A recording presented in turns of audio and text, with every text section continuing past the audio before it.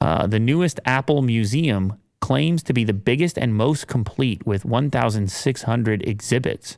I didn't even know there were that many Apple museums, but I guess it makes sense because there's so many collections of historic Apple devices. People have sent me in the past. I think there's a guy in Kitchener who was emailing me back in the day. He had a crazy collection. He sent me photos.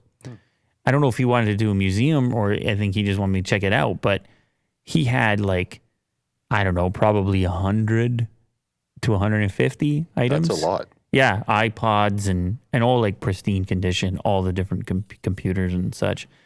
This one is called Apple Museum of Poland. It's now open, boasting to be the biggest and most complete collection in the world with over 1,600 exhibits. The museum is a result of years of dedication from Polish collector and architect Jacek Lupina and spans the company's 46-year history. Shout out Brevin.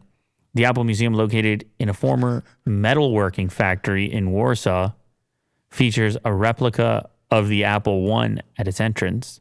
Released in 1976, the Apple I was the first personal computer that Steve Jobs and Steve Wozniak sold. Additionally, the motherboard of the museum's Apple I replica includes a signature from Steve Wozniak. Well, now that you have a museum, you got to start collecting like crazy and just be all over eBay, anything that comes up. Mm-hmm. He might want the bent iPhone from Bendgate, Vin.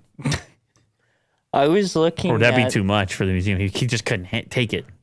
Wow. It hurts too much to see that moment.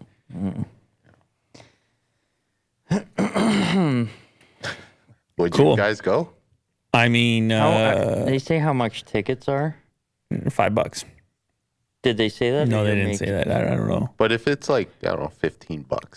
$15. It's a museum. Well, I mean, if I'm 15, I'm fine. Anything over 30. Well, first you got to get to Warsaw. That's the thing.